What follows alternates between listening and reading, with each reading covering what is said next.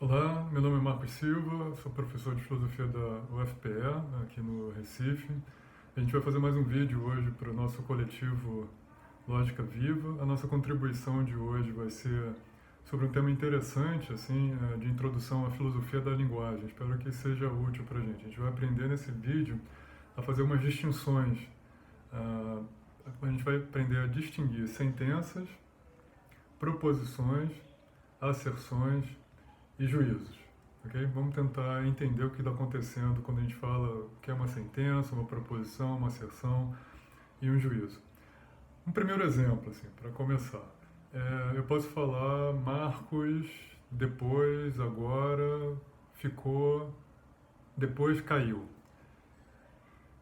Qual é o problema com digamos, essa sentença? Ela tem uma aparência de sentença, ok? Mas ela não é uma sentença de fato. Assim, ela não tem sentido. Essa frase que eu acabei de dizer não tem sentido. Talvez não seja nem uma frase, seja um amontoado de palavras. Ela viola as regras do português. E por violar as regras do português, da nossa língua natural, ela não veicula sentido. Ou em outra, digamos, parafraseando um pouco, com outras palavras, ela não tem condições de verdade. O que significa isso? A gente não sabe em quais circunstâncias essa frase, ou essa aparente frase, aparente sentença, ela é verdadeira, em quais condições, sob quais circunstâncias, ou em que situações ela é falsa. Então, como ela não tem condições de verdade, ela não é, digamos, uma sentença de fato. Ela não pertence, né, à nossa língua natural. Agora, perceba se eu pergunto para vocês qual é o canal de lógica que vocês mais gostam no YouTube. Ou eu falo, Lógica Viva é muito legal. Ou algo como Abra a Porta. Ou qual é o seu nome? Isso são perguntas, são exclamações, são sentenças bem formadas, elas não violam as regras do português, você consegue entender essas sentenças, mas por que elas não seriam prioritariamente interessantes para a lógica ou para a linguagem? Né? Elas não têm o que o Aristóteles chamava que era pretensão de verdade. Elas não são um discurso apofântico, um discurso que pretende ser verdadeiro. E geralmente na lógica e na linguagem a gente tem dois valores de verdade. Tem o valor de verdade verdadeiro e o valor de verdade falso. Claro que isso pode mudar também e tem outras maneiras de ver isso. Isso não é muito esquisito? Eu tenho valor de verdade falso. Assim, na economia, você tem saldo positivo e saldo negativo. Deveria ser sempre positivo. Então, aqui, na lógica, na filosofia da linguagem, a gente tem valor de verdade verdadeiro e valor de verdade falso. O que é importante aqui? Perguntas e exclamações, apesar de serem sentenças, fazerem parte da língua portuguesa, elas não estipulam, não determinam essas condições de verdade delas. Né? Elas não são sentenças declarativas. Por exemplo, eu posso falar Marcos Silva é pernambucano. Isso é bem formado na língua portuguesa, você entende quais são as condições de verdade, em que condições essa frase, essa sentença, ela deveria ser verdadeira, em que condições ela deveria ser falsa. Em verdade ela é falsa, porque em verdade eu sou natural do Rio de Janeiro, mas moro em Pernambuco. O que está acontecendo aqui? Ela tem condições de verdade, apesar dela ser falsa, exibir-la, denotar ou referir o valor de verdade falsa.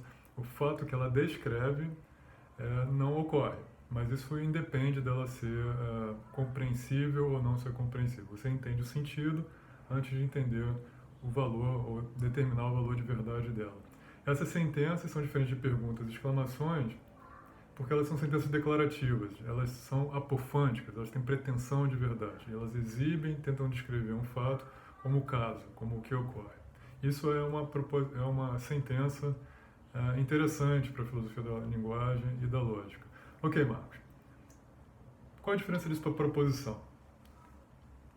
Proposição não é preposição. Preposição é uma categoria do português, da língua, se você quiser analisar o discurso, é uma classe gramatical. Uma proposição, filosoficamente, pensando em filosofia da linguagem, é algo mais abstrato.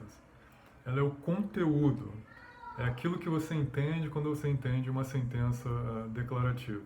Okay? Ela é um pouco mais abstrata. Vou dar dois exemplos para vocês entenderem isso um pouco melhor. Eu posso falar, a criança foi mordida pelo gato, e eu posso falar também, o gato mordeu a criança. Sentenças declarativas diferentes, uma está na voz passiva, outra está na voz ativa, são sentenças bem formadas da língua portuguesa, mas sob o ponto de vista da lógica, elas exibem a mesma proposição. Elas exibem, elas têm o mesmo conteúdo, digamos, o mesmo conteúdo proposicional. Elas representam a mesma coisa. Elas têm as mesmas condições de verdade. Ok?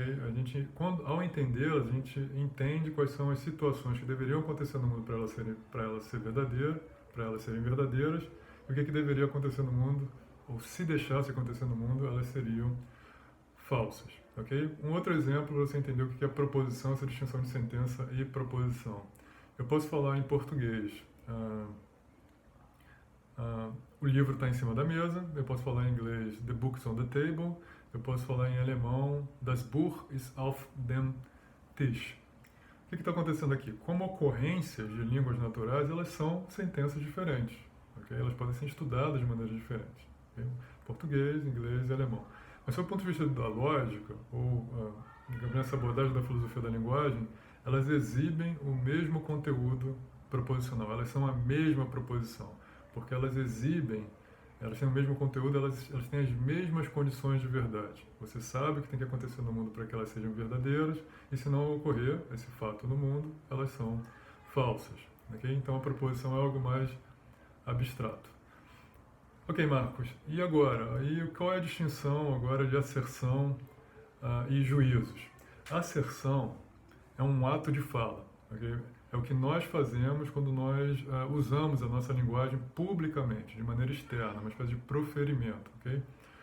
Com outros indivíduos na sua comunidade que também dominam a linguagem. Isso tem fortemente um caráter pragmático, porque, em verdade, quando você tem um ato de fala, por exemplo, você assere algo, eu digo, a minha camisa é azul, isso tem consequências pragmáticas. Você está comprometido com o fato dela ser azul, você está comprometido com as consequências inferenciais dela, por exemplo, se for azul não é vermelho completamente, se for azul é material, se for azul não é uma nota musical, e por assim, você está no meio de um ambiente, digamos, pragmático, público, isso é importante. Né? Quando você afirma, por exemplo, minha camisa é azul, você se compromete com a verdade daquilo que você está falando. O que é um juízo? Qual é a diferença do juízo para a asserção? O juízo é interno. Pelo menos a maneira como vários filósofos, especialmente na modernidade, viam pela crítica da faculdade do juízo. O juízo é uma espécie de ato também, uma atividade, mas uma atividade não externa, mas uma atividade interna, mental, do sujeito que conhece, e quando ele, digamos, judica coisas, ou ele tem juízos, que talvez, assim, dependendo da maneira como você vê a filosofia moderna, atos judicativos ou atos do entendimento são atos mentais internos, ok? Desse sujeito, digamos, você pode pensar no sujeito transcendental, do Kant. E esses juízos não necessariamente têm a ver diretamente com linguagem, ok? Talvez eles possam ser independentes da linguagem. A linguagem enquanto um meio público, institucional, no qual nós fazemos nossos proferimentos. Então, é muito clara a distinção entre juízo e asserção, nesse caso. Ok, espero que esse vídeo tenha sido interessante para vocês. Apoiem o Lógica Viva, nosso coletivo. A gente aprendeu o que é aqui? A gente aprendeu a fazer uma distinção entre sentença, aparência de sentença e ser uma sentença, né? No caso lá de uma proposição que não faz sentido, ela é absurda. A sentença declarativa e uma sentença como uma pergunta ou como digamos, um imperativo. A gente aprendeu a distinção também entre proposição e uma sentença declarativa. A gente aprendeu a distinção entre uma asserção e um juízo. Okay? Espero que tenha sido útil. Obrigado. Contem com a gente.